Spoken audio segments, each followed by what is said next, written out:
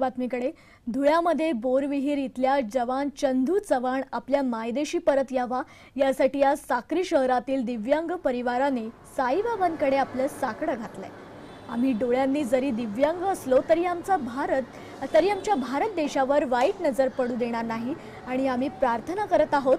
आपणही आपल्या भावासारख्या चंदूसाठी प्रार्थना करावी असं बोळके परिवाराने सामान्य जनतेला आवाहनही केलंय।